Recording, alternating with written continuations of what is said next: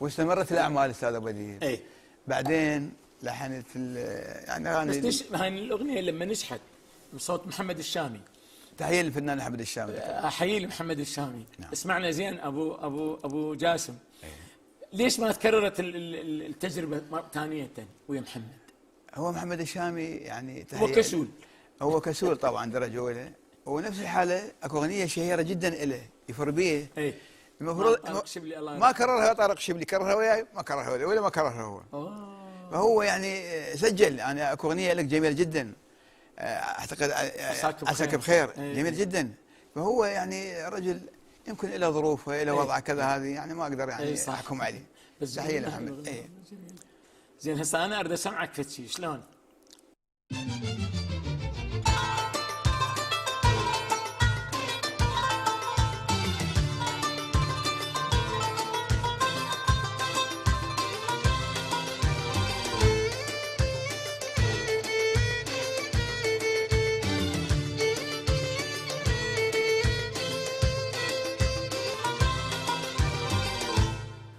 أعزائي المشاهدين، تحية لكم وألتقيكم ثانية في مساء آخر من أماسينا التي أتمنى أن تروق لكم.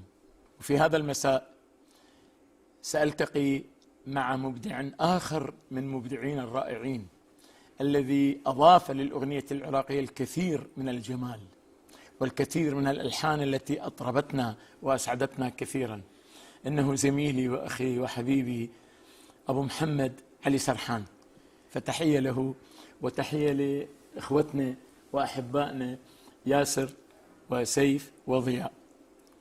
أهلا وسهلا بكم. أهلا وسهلا أستاذ جعفر، وأهلا وسهلا بصاحب الضيافة قناة العراقية، وأهلا وسهلا بكل المشاهدين. إن شاء الله يشوفونا ويكون يعني وجوهنا إن شاء الله تكون يعني حلوة ومحبوبة قدامهم إن شاء الله. طبعا أنا سعادتي كبيرة جدا أن يقدمني أستاذي وأخوي الأكبر والحبيب أستاذ أبو أديب جعفر خفاف. تكبرني. أنا ما أكبرك، أنت كبير بعملك، كبير بعطائك أستاذ جعفر.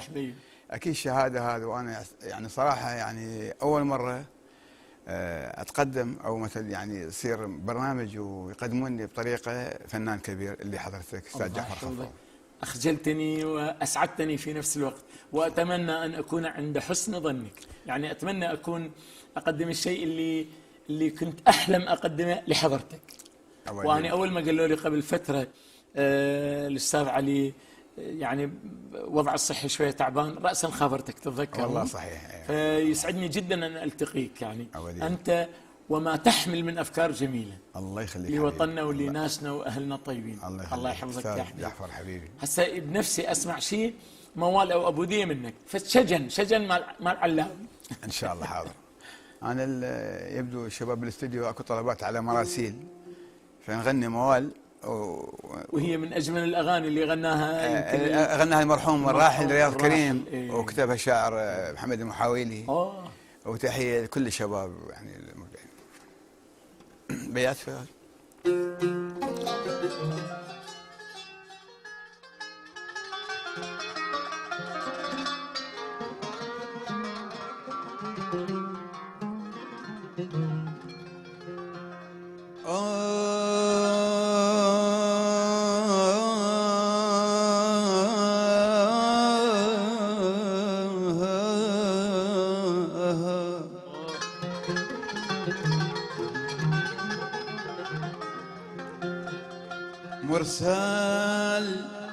مرسال حبيبي شقد إلك وديت،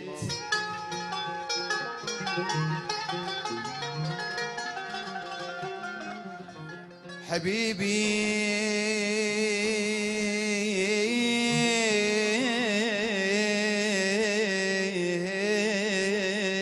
حبيبي حبيبي شقد لك وديت،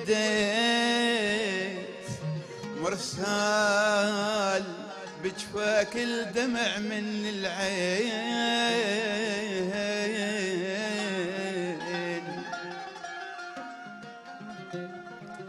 بجفاك الدمع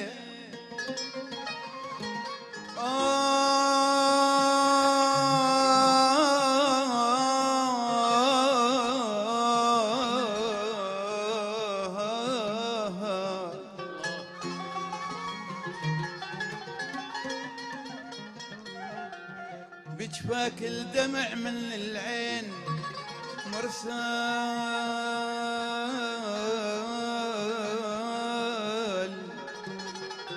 ولا يوم الأحبة علي، ولا يوم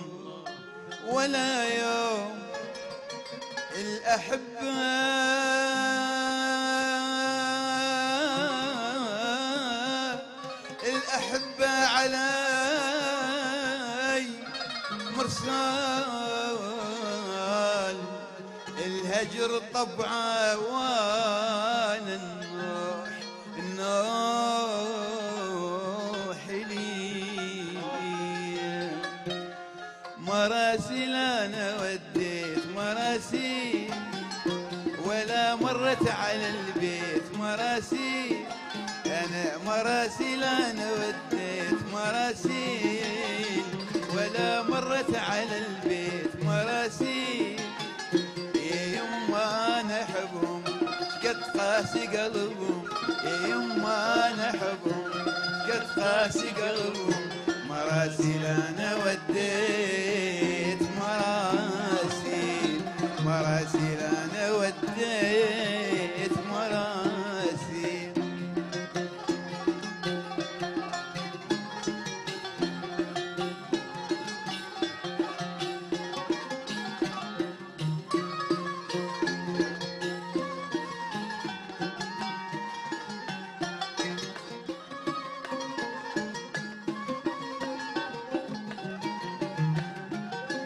تعالوا لا تجافين حبيبي، حبك شمع السنين حبيبي، تعالوا لا تجافين حبيبي، حبك شمع السنين حبيبي، غيابك عذب الحال غيابك وضيع كل الامال،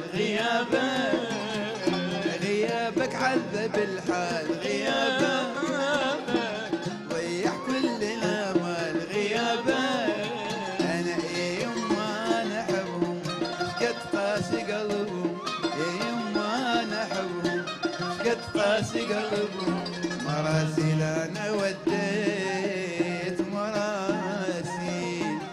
مراسيل انا وديت مراسيل. عاشت حنجرتك، انت ليش ما صرت مطرب لحد دايج؟ والله هو بدايته انا مطرب استاذ. صدق والله؟ والله كنا يعني نغني، احنا كنا بدايه انا والفنان حسين البصري، احنا جيران واصدقاء يعني حتى علاقه الاهل، فكنا نسوي كاسيتات سابقا، يعني هاي مراسيل مو رسميه يعني كاسيتات شعبيه. اي، وهاي مراسيل اشترت بصوتي، هاي مراسيل يعني نغنيها بكاسيتات بحفلات وكذا. وكان اعزائي المشاهدين هاي فد يعني معلومه جديده اضافها لنا ابو محمد علي الرائع، بس هاي ما حد يدري بيها. اي يعني الاصدقاء المقربين كذا، يعني كانت اجواء يعني شبابيه، وكان الوقت فرق شعبيه. بس ابو محمد التسجيل وين كان يصير؟ هو كانت الاستديوهات المو رسميه. كان بس حكمه. لا قبل حكمه. وين؟ حكمه يمكن كان موجود. حميد العبودي؟ كان حميد العبودي. اي. وكان استديو كانت ابو عماد العروبه اتذكرها. واستديو اعتقد المرحوم الله يرحمه حسين الزيدي، هم هذول يسجلون لنا تسجيلات بسيطه، يعني ماكو استديوهات ولا كذا. يمكن احنا نسجل بغرفه بالبيت كذا، بس العجيب يعني الاعمال توصل للناس بشكل مو طبيعي، يعني على كاسيت ويشوفها بكل مكان يتغنى وكذا. الله. اي هاي يعني قديمه المواهب يعني. زين ابو محمد، شلون صار دخولك يعني معترك الفن ويعني بشكل رسمي؟ انا بشكل رسمي الفرصه الذهبيه اللي جتني من خلال برنامج اصوات شابه. وتحيه للاستاذ فاروق هلال، الرجل هذا الباني اللي انطى للشباب وقدم شباب كثر يعني اليوم بالساحه. تحيه الى ابو فؤاد. تحيه للاستاذ فاروق.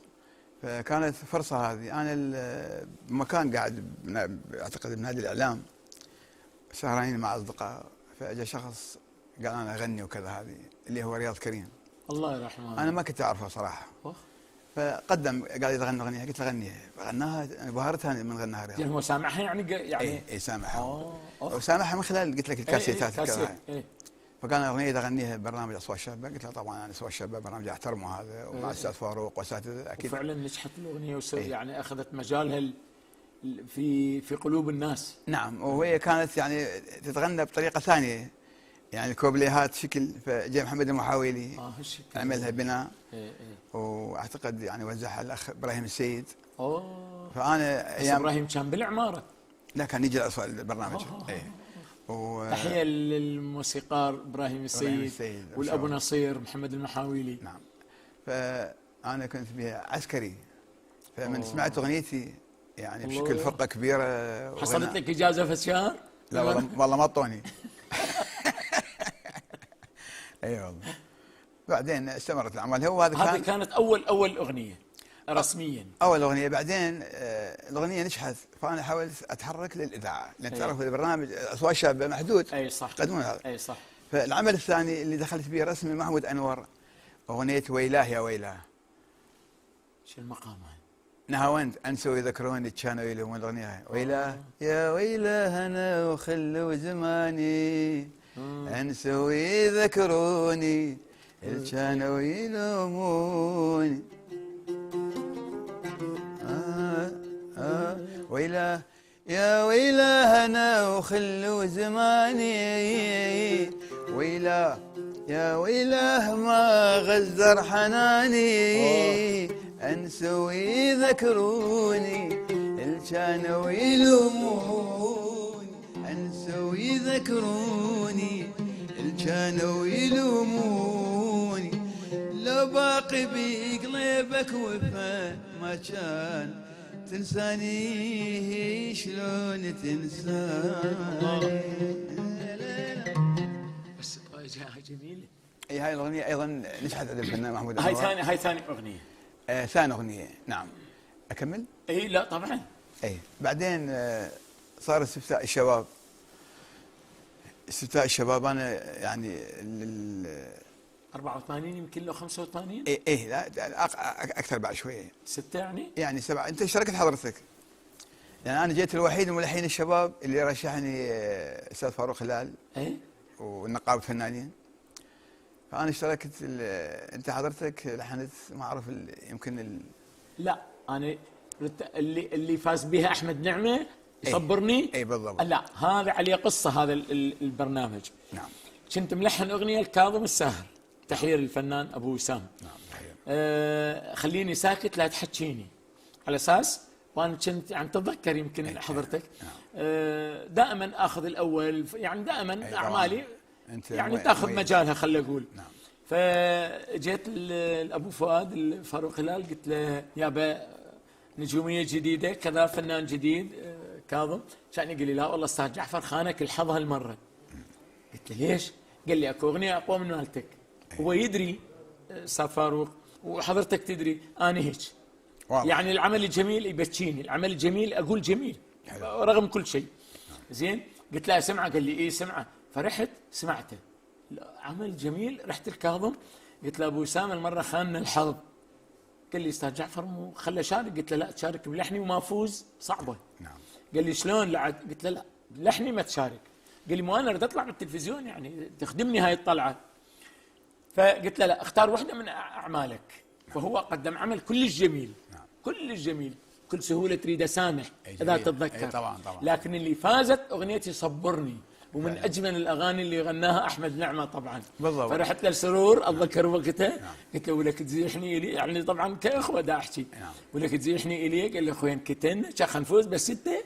هاي اتذكرها لليوم. اي هاي انا اشتركت ويا الفنان وحيد علي. اغنيه الله ينطينا الصبر كتبها شاعر كريم خليل الله يرحمه. الله يرحمه. اي هاي يعني هاي الخطوه الثالثه بالنسبه لي مسيرتي. بعدين جتني دعوه من فنان امل خضير. فتعرف امل خضير يعني تحيه لها، يعني لها لون لها ستايل خاص. اي صح. فانا بالنسبه لي بديت اغاني الشبابيه.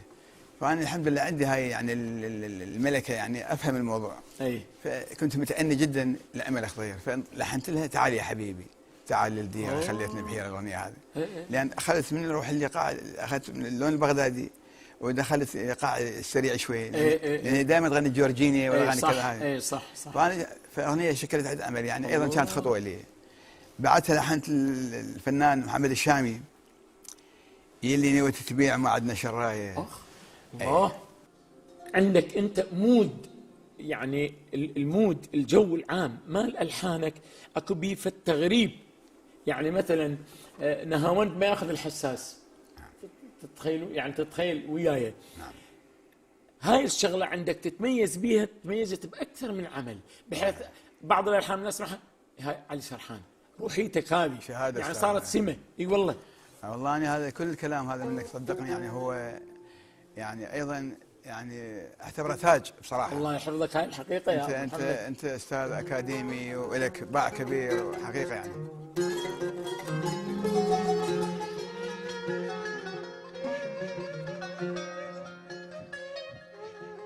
يلي نويت تبيع ما عندنا شراية، عندنا المحبة طباع ما بيها كل غاية. يلي نويت تبيع ما عندنا شراية، عندنا المحبة طباع ما بيها كل غاية. ابتعد عن النور ما ظل صبر بالروح، ابتعد عن النور ما ظل صبر بالروح. حتى النهر وياك جفوني شف ماي، حتى النهر وياك جفوني شف ماي. صبر الدمع العين لدارك تعنيت، لدارك تعنيت. ثار الوعد كذاب تندمت من جيت، تندمت من جيت. ابتعد عن نور ما ظل صبر بالروح، ابتعد عن نور ما ظل صبر بالروح. حتى النهر وياك جفوني شف ماي، حتى النهر وياك جفوني شف ماي.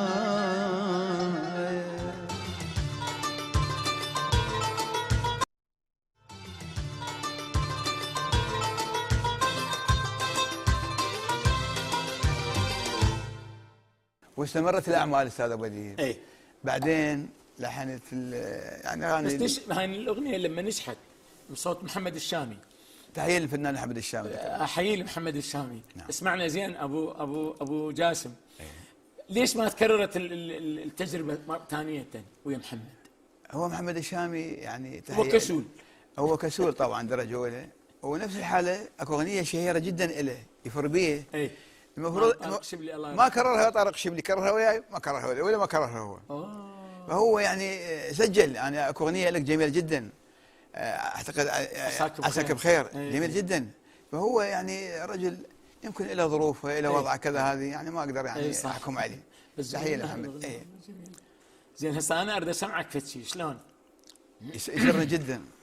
طبعا يسعدني يعني حقيقة من كل أعماقي، يسعدني أن أغني لحن من ألحان أبو محمد علي سرحان.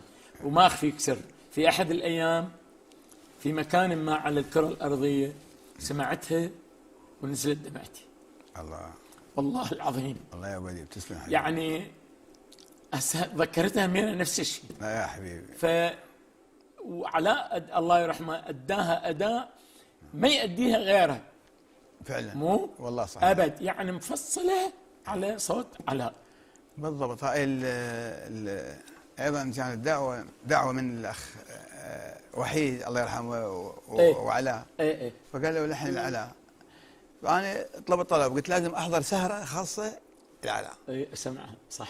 ففعلا طلعت بمكان يغني بمكان هو ببغداد وحضرت. فعرفت علاء سعد هذا ستايله المسرح، مطرب مسرح هو. فشنو اللي اجيك بهاي؟ اخترت الاغنيه هذه. هو شوف اكو قضيه جدا مهمه، دائما المطرب تقيسه على المسرح. مضبوط. لايف. نعم. من غنى مضبوط اذا هذا مضبوط، بس اذا تسجيل والله هاي الكلمه شيلها، والله هاي الكلمه غيرها، والعربه هنا ما ادري شلونها، لا. علاء من هالنوع يعني. طبعا للمعلومات غنى اغاني عملاقه يعني بالاداء فعلا. يعني هاي الليل يا حبيبي أي. مسوي بها حركات صدق تدوخ. والله ايضا هو غنى من الحانك اغاني جميله جدا استاذ يعني. هو كثير أي. بس واحدة منهن غافلني وغناها لا ترحلي، كنت مغنيها ملحن الفنان كاظم الساهر. نعم. وسجلناها أول أغنية تسجل باستوديو عبد الله الرويشد. تحية إلى أبو خالد. استوديو فاروق هلال بالمنصور. منصور. نعم. بس ما غناها كاظم. نعم. وفاجأني طبعا كل المطربين رادوها. فاجأني علاء جاني قال لي استاذ جعفر غنيته، تريد فلوس تريد تقتلني تشتكي عليه. الله يرحمه. المهم غناها. ليه؟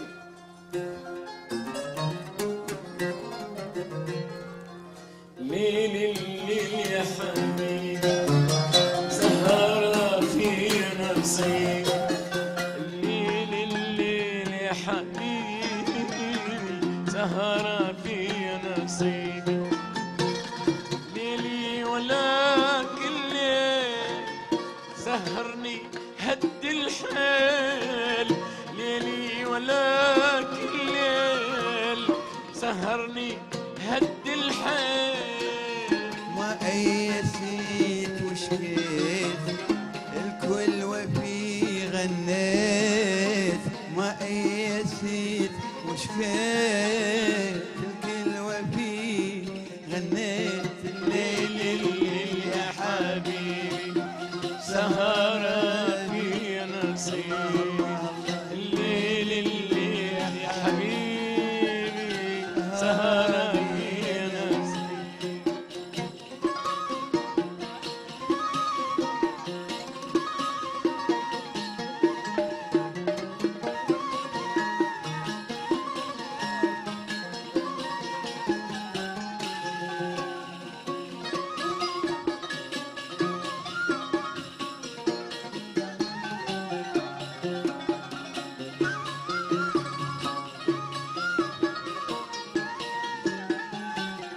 نتغرب انا ويا حكم الليالي، ما بيها للقلب خالي، نتغرب انا ويا حكم الليالي، ما بيها للقلب خالي، ليلي ولا كل ليل سهرني هد الحيل، ليلي ولا كل ليل تعبني هد الحيل، ما يسيت وشكيت والكل وفي غني، الله الله ما يسيت وشكيت والكل وفي غنيت، الليل الليل يا حبيبي سهرة في نصيبي، ليل الليل يا حبيبي سهرة في نصيبي. الله عليك. الله. طبعا تحية ونتمنى السعادة والشفاء لأخونا وزميلنا وصديقنا الشاعر الكبير كريم العراقي. اي والله. تحيه من القلب للاستاذ المبدع الكبير كريم العراقي، وان شاء الله يعني الصحه والعافيه والعمر كله. أنت لحنت للراحلة رباب. نعم. وبعض المطربين العرب. نعم. وخصوصا من الخليج يمكن. اي نعم. شلون صارت القصة ويا أغاني رباب؟ رباب. انا اتذكر قديم بالتسعين بالكويت صار اللقاء، لكن ما تمت اي شغل. جت الفرصه بالامارات التقينا بال2000 يمكن 2002. لا اقدم بال 97. 97 هاي بالامارات. فانا كنت يعني اعرف هي مقيمه بالامارات، فكنت محضر اغاني عراقيه يعني اغاني خليجيه. فهي يعني اخر ايامها قالت الله يرحمها، قالت انا اريد اغني عراقي. الله. اي واريد الحزن بحيث يعني قلت لها يعني تعرف الاغاني العربيه والخليجيه ما بيها الحزن القوي بشكل الحزن العراقي. شجن العراقي هو الاول. مضبوط. فانا كنت انا حاسب الحساب، فقالت لا، قالت انا يرجع بحيث جبت له اغنيه شعبيه كاتبها الشاعر عدنان هادي، تحيه له. اغنيه تقول ايش عنده الزمن باللهجه العراقيه، ايش عنده الزمن يفتر علي، بعد العزيز ايش ظل الي، راجع عليه النوب شيريت وظليت اصفق الايد بالايد وهالواحد واخذتها من الدقات. هي هاي قلت له معقوله؟ على العموم سمعتها كذا، المفروض يصير البوم هذا، لكن كان اشكال لشركه الانتاج وكذا تاجل الموضوع والحمد لله كونك عراقي. ايه نعم. بعدين عندي اغاني خاصه سجلت مع رباب بصراحه. يعني وين سجلتوها؟ بدبي مو؟ اي بالخليج. حلو. اي وهاي الاغنيه عشقتها الاغنيه هذه، بحيث هي كانت رباب الله يرحمها حامله اخلاق الفنان الحقيقي. صح. لان مره انا كنت ببيتها معزوم على ضيوف معها، فهي طلبتها تحب صوتي، فقالت لي على غني لي، فانا شغلني. انا الاغنيه غناها طبعا العذال، غناها الفنان الكبير حسين نعمه، تحيه له، بس بقيت ادندن بيها، فغنيت الاغنيه هاي، فرباب عندها ضيوف، فقالت لي لحظه الاغنيه عيدها. والله قلت لها الناس اللي عندك جايين ضيوف يسمعون صوت رباب، ما يسمعون صوت علي سرحان، لان هم ضيوفك. قالت بس انا اعشق صوت علي سرحان، فغني لي. غنيتها مرتين ثلاثه نفس وجبه الغداء. قالت لي اذا غنيها، قلت لها اوكي حاضر ان شاء الله. قلت لها كريم العراقي اعتبري الموضوع متنازل الرجال وانا متنازل. قالت ما غنى حسين نعمه؟ قالت هو حسين نعمه. قالت انا ما اغنيها شوف الاخلاق الا اخذ اذن من حسين نعمه. وفعلا خابرت انا الفنان حسين نعمه من تليفوني وحكيت وياه واستاذنته، استاذ حسين تحيه له، قال لها انت رباب، اكو ناس ما حد يستاذن وغنى، فانت رباب يعني الفنانه الخليجيه مضربه الخليج الاولى كذا وتغني. الله يرحمها. فالاغنيه هاي سجلناها على شكل جلسه واخذت موسيقى يعني. لكن انا كنت اعاون عندي انا وفنانين عرب. لحنت الفنانه رجاء بن مليح. حلو. اي ولحنت الفنانه ديانا حداد، واعمالي ويا ماجد مهندس غنى لي كم عمل، وفنان الاماراتي ميحد حمد كثير غنى لي. ميحد من الاصوات الجميله. اي وكان يعني اكو تعاون يعني بالطريق مع حسين الجسمي مع الشباب الباقيين. انا سبب ظروف في بغداد، لكن ان شاء الله الايام القادمه راح يطلع ان شاء الله. زين نسمع الاغنيه اللي غنتها رباب الحلوه. حاضر ان شاء الله.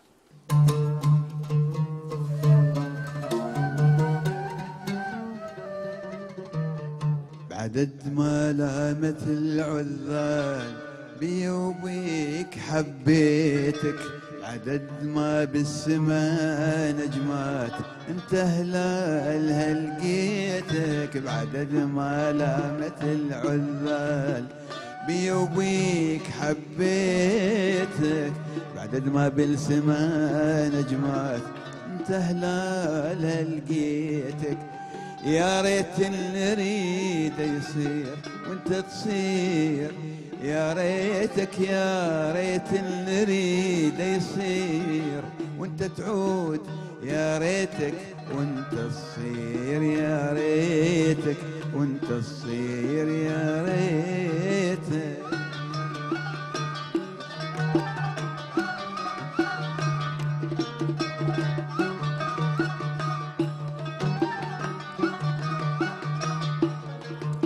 دربك عيد مهما بعيد، شارع مشيله، ارسم صور ومواعيد واعزف له واغني له، دربك عيد مهما بعيد، شارع مشيله، ارسم صور ومواعيد واعزف له واغني له، يا الكل لك شباب اهواك يا ليلة وألف ليلة، الكل لك شباب أهواك يا ليلة وألف ليلة، أنا اللي حبيت كل الناس من ساعة الحبيت، أنا اللي حبيت كل الناس من ساعة، والله بعدد ما لامت العذاب.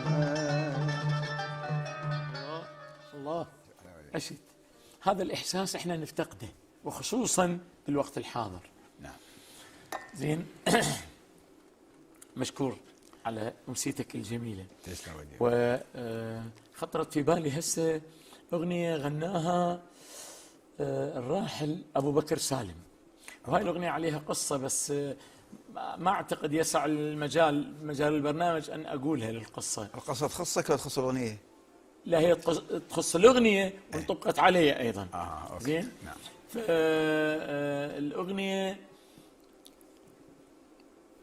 سر حبي فيك غامض، الله الله سر حبي ما انكشف. نعم. ايش اللي خلاني اعشق فيك والعشقها تلف، ايش اوقعني في شباكك وانا عيني تشوف، لا تعذبني والا سرت وتركت المكلا. هو من اهل المكلا. نعم. سرت وتركت المكلا لك اذا ما فيك معروف. بس المقطع اللي يهزني حقيقة المقطع قبل الاخير، يقول انت تحفة صاغها الرحمن من احلى التحف. نعم. انت في الدنيا قضية ما تحملها ملف. الله. انت احلى اسم في قلبي. انا اقول ثلاثي الحروف، هو رباعي الحروف. الله. ابو اديب، بالمناسبه انا كانت علاقتي بالراحل ابو بكر سالم علاقه كثير قويه، الله يرحمه. ليش ما لحنت له؟ والله هو لو ما صار مجال. لا، هو صار مشروع. إيه؟ بس تعرف يعني هو بدا شويه يعني المرض شويه والتعب شويه. إيه؟ لا، ماكو زهايمر، هو كان يعني باخر لحظاته يعني طبيعي جدا. اخر يعني ايامه. اي صدق؟ والله. فهو رجل يعني فنان كبير وعملاق، بس تعرف النقل ماله الحركه مالته بطيئه ليس. إيه. واحنا كنا نجلس وسامحاني شخصيا، سامح بحفلات عامه إيه. وعلى خاصه بالعود من الله يرحمه. بس حبيت معلومه هاي يعني التاريخ. نغنيها؟ يلا وياك هاني.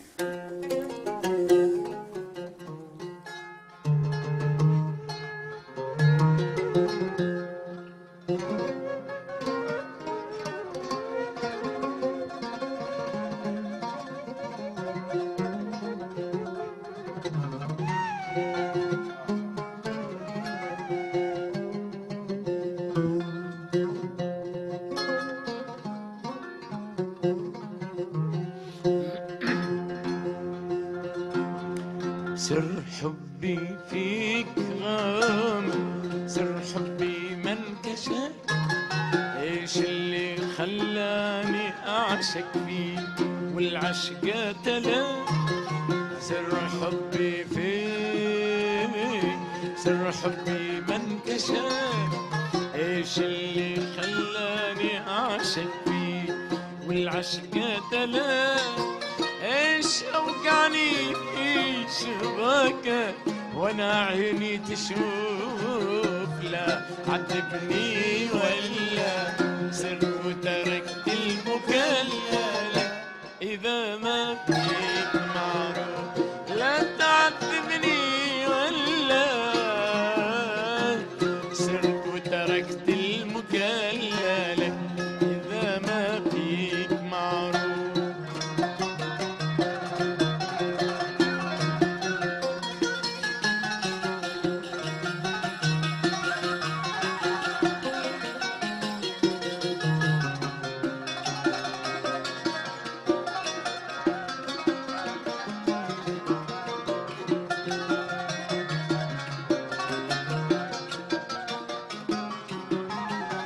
انت تحفة صاغها الرحمن من احلى التحف، انت في الدنيا قضية ما تحملها ملا. انت تحفة صاغها الرحمن من احلى التحف، انت في الدنيا قضية ما تحملها ملا. انت احلى اسم في قلبي ثلاثي الحروف، لا تعذبني والا سرت وتركت المكلا لك اذا ما فيك معروف.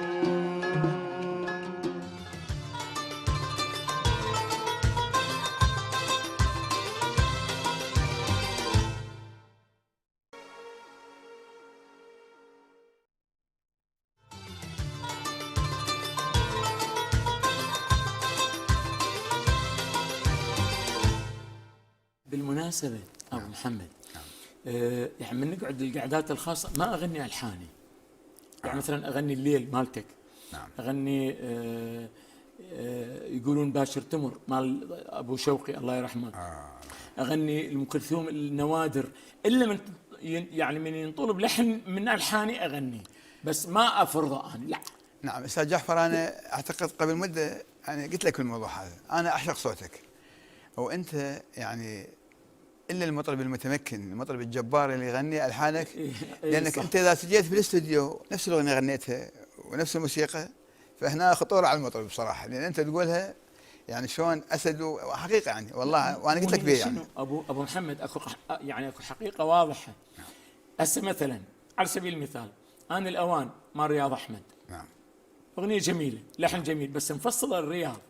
نعم. فاضل عواد، وتحيه للدكتور فاضل عواد الرائع، من الاصوات العملاقه، بس اذا يغني انا الاوان ما تنجح بصوته. اي مرسومه على رياض، عاش من شافك لحنتها الفاضل. نعم. اذا يغنيها رياض ما تنجح بصوته، ورياض عملاق، يعني الاغنيه مفصله. هذا قصدي. نعم. بس شنو، اكو بعض المطربين ما يعني ما اعرف الرعبه ومن الحاني ما غنوها حلو، ما ادري، مع العلم اصوات يعني مقتدره جدا. انت صوتك حلو، انت عندك يعني عندك طريقه خاصه، ستايل للغناء، ومو اي واحد يدخل بهذا البحر اعتبره كذا حقيقه يعني. هو نفس الشجن، شجنك وشجني وشجن ابو شوقي الله يرحمه، الله يرحمه، شجن كوكب، شجن نعم. كمال السيد الله يرحمه. نعم. يعني هو شجننا واحد، يعني اكو دجله واكو فرات واكو علي سرحان واكو الجواهري واكو مظفر النواب واكو بدر شاكر السياب واكو طالب القراغلي، يعني هاي مو رافد واثنين، آلاف الروافد. مضبوط. يعني يبقى العراق ولاد، صح. وتبقى أرض العراق هي الأرض الأولى. نعم. بالتاريخ البشري، بس إنا لله وإنا إليه راجعون. انا اطلب منك طلب، يعني اريد يعني من حضرتك والجمهور ان شاء الله اكيد يعني يساندني. انت لك قاعده كبيره للجمهور والحب والعشق، لان انت فنان، انت بالارض، الله يحفظك، انت نخله حقيقه يعني. فاطلب منك يعني يا ريت يعني كثير هسه من الجمهور العراقي هو يحب الغناء، لان الغناء هو هذا اللي غناك حضرتك، وغناء هذا اللي غنينا به سابقا، هو هذا الصحيح مع احترامي للجيل الجديد، لكن هي الاغنيه الباقيه هذه. وانا حضرت يعني مو اتحيز، وانما هي الحقيقه هاي. حتى جيل الشباب من يغنون بحفلاتهم اغنيتين ويرجع يحن السبعيني كذا، مو تمام؟ فانا اطلب منك يعني فكر موضوع الاغاني بصوتك يعني كذا، والاستوديو مفتوح ان شاء الله موجوده، بس اعطيها للخواص، يعني للاعزاء مثل وجهك. يعني انطيف اغنيه على الواتساب يتشنف اسماعه ومو الحاني الا تنطلب، ماكو، قلت لك نفس الموضوع. نعم. زين، بس انا بنفسي شغله واحده. شنو؟ تسوي لي اياها نفسي. حاضر. يا ابي سويها لو لا؟ انا الاوان. اي اوكي، اسمعها بصوتك ان شاء الله. حاضر. صدق والله.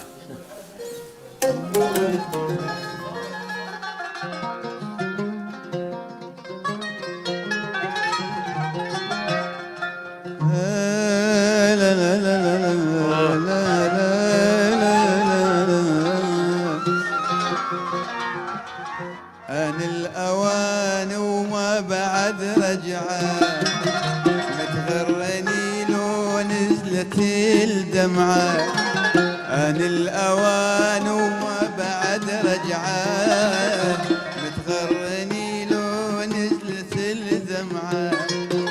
خليني صابر تعبت أعصابي، والفرح ليلي يدق بابي.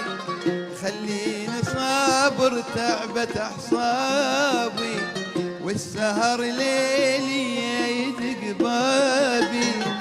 ذاك الطبوع ما تغير الطبعة، ذاك الطبوع ما تغير الطبعة.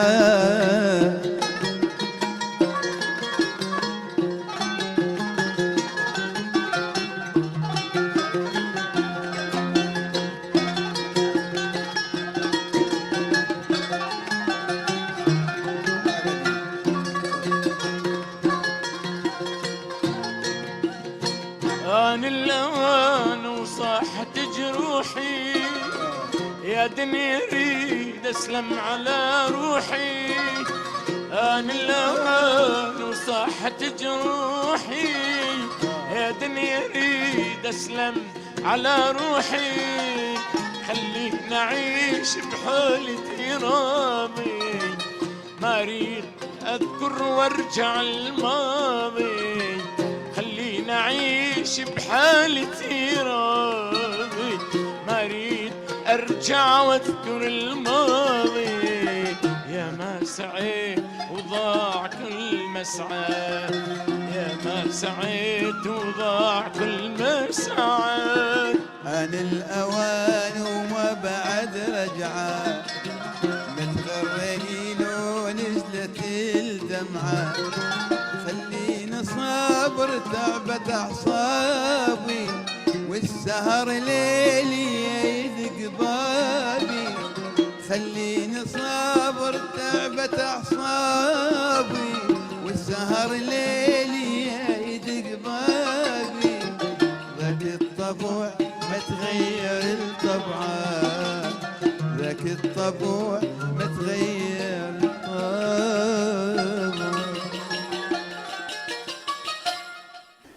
طبعا آن الأوان هاي الأغنية الجميلة اللي غناها الفنان الكبير الراحل رياض أحمد. أروع ما غنى صراحة، وأروع ما لحن جعفر خفاف. طبعا أنا سمعته بصوتك مرة قديما، فأنا غنيتها هسه مستحيل أوصلك ولا أوصل الأستاذ رياض. لا بس مجرد يعني هي مشاركة وكذا. ابو محمد اكو قلت لك اكو مود. شوف اكو صوت مو جميل بس يوصل لك حس عالي. اكو صوت كلش جميل بس ما تحسه قريب إلك، يعني يطلب منه يطلع منه. تسلم. هاي بس انت عندك هذا المود اللي قلت لك عليه. يعني فد يوم احكي لك اياها الصدق. اي نعم. طق بطق. طق بطق. صدق والله. اي والله. فد يوم من الايام فكرت تفكير، قلت اريد اوصل مود علي سرحان. شهادة كبيرة والله العظيم اقسم بشرفي. صادق يا حبيبي. قلت اريد الحن يعني ستايلك، مو يعني يعني تعرف شنو انا هذا مليان يعني بمليار عمل. بس هذا المود مالك ما ادري بيا اغنيه يمكن هي الليل. فقلت الله خلي اعيش الجو مال علي، ما طلع. هذا يعني انه انت عالمك خاص تماما. خاص بالنسبه لي بس عام لكل العراق. مضبوط. انا بالضبط كان عندي هذا يعني في شيء اسويه. مثلا انا قدمت عادل عقله. عادل عقله هو تعرف يعني ستايل لكن محدود. اي صح. فانا مثلا يعني جاني سمعته، هو جايك، هو كان جاي استاذ طالب يعني، بس كانت زحمه العمل والشغل وكذا فما حد منتبه، فقال انا اغني. انا بدايه طبعا موضوع حالي حالك حتى بس بعدين من شفت عادل يتعامل مع الآلات الغربية وبيانو، يعني تعبان على حاله وهو طالب خريج معهد فنون جميلة.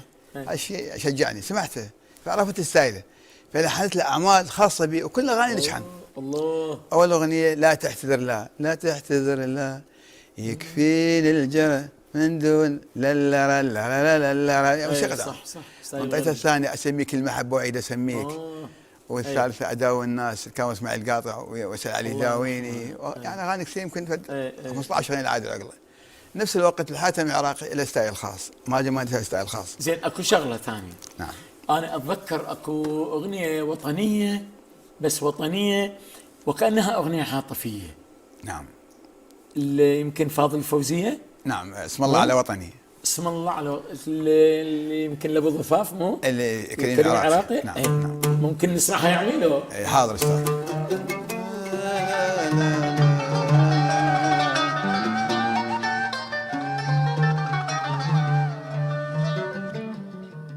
اسم الله على وطني وبيوته واطفاله، اسم الله على دجلته وسهوله وجباله، اسم الله على وطني وبيوته واطفاله، اسم الله على دجلته وسهوله وجباله. صبرا على كل خطر تفرج يا موطننا، وتعود لك بهجتك يا فرح يا جنة. صبرا على كل خطر تفرج يا موطننا، أو تعود لك بهجتك يا فرح يا جنة. قلبي على وطني يا يا ابويا هذا العراق قلبي على وطني، يا ابويا هذا العراق.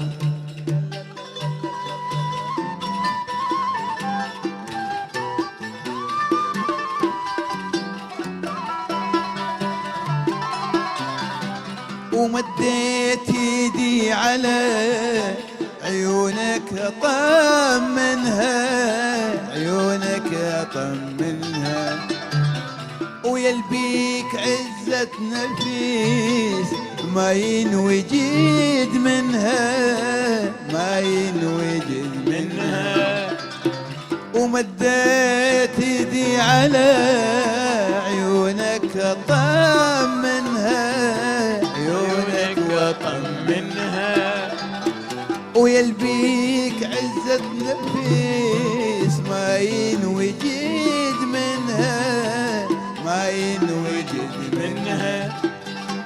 وألف الصلاة على النبي أصلوا جميع أهلك، العراق تبقى الأبي أنا بكيك ونجلك، قلبي على وطني يا ابويا هذا العراق، قلبي على وطني يا ابويا هذا العراق.